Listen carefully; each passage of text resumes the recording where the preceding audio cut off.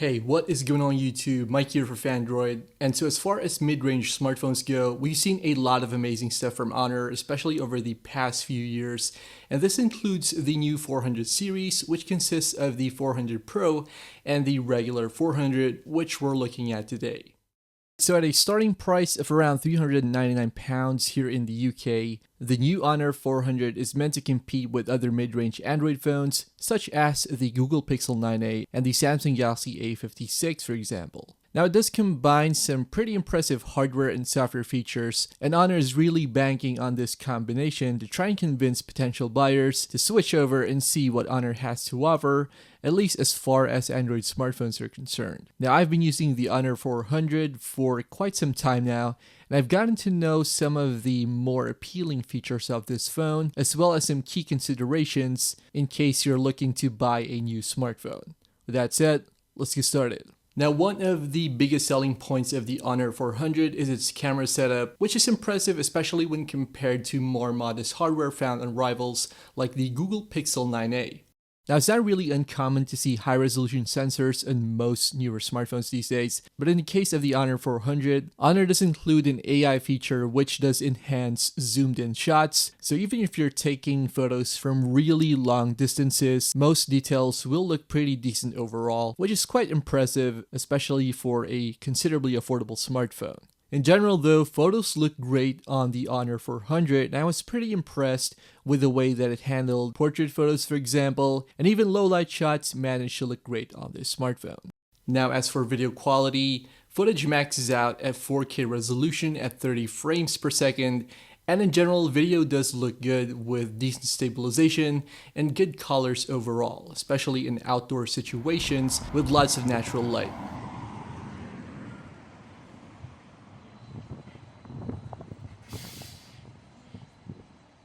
In addition to its cameras, Honor is also heavily marketing the AI features of the Honor 400, which includes some pretty impressive software trickery, a lot of which relies on Google's own cloud-based AI software.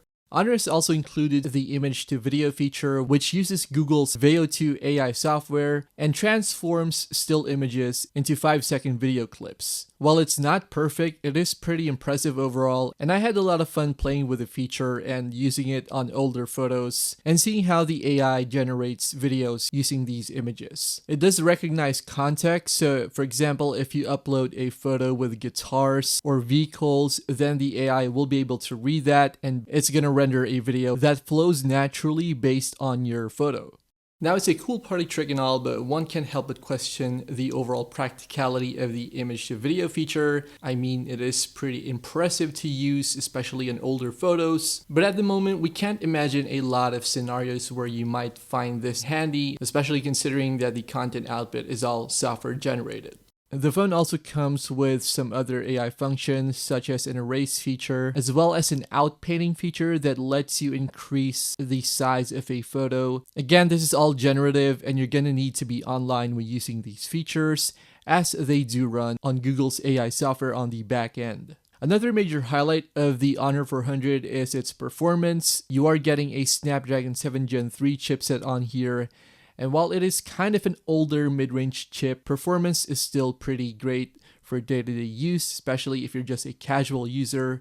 You just need your phone for browsing the web, social media, and maybe a few games every now and then. But even when it comes to gaming, it's going to have little trouble running most games on the Google Play Store. You can run graphically heavy games on here, and the phone is going to be able to keep up with that. I didn't notice any significant heating when running games on this phone, unlike with my Pixels for example. And again, this ties back to the great performance of the Snapdragon 7 Gen 3. You are getting 8 gigs of RAM as well, which is of course a nice addition. Now as for its display, the phone does come with a pretty impressive 6.55-inch screen, and despite its large size, it remains pretty compact overall thanks to the slim bezels on the sides. It's not actually that much bigger compared to the Pixel 9a for example, and I didn't really have a hard time handling the phone for everyday use. It does come with a sleek looking design with flat sides, a flat display, and a flat rear panel, although the camera bump does stick out a bit, so it's going to be personal preference in terms of design elements like that. But the craziest thing is that this slim design manages to fit a considerably large 5300 mAh battery inside, and this is due to the silicon carbon technology that Honor is using, similar to what other Chinese smartphone brands are doing. And yeah, so far battery endurance overall has been pretty great. I've gotten some pretty good screen on time with this phone, and there's also 66 watt charging, so if you have a compatible charger, it's going to take a shorter time to charge the phone till its full capacity. Now going back to the display, it does max out at a pretty bright 5000 nits of peak brightness, which is insane and should have no trouble when it comes to outdoor viewing. And the display also comes with motion sickness mode, so it's going to come in handy if you ever have issues with your eyesight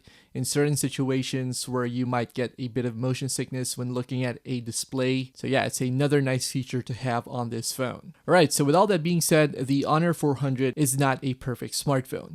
For one, there's a lot of pre-installed third-party apps, so it does run Android, and this is layered with Honor's own Magic OS, which is its custom Android skin.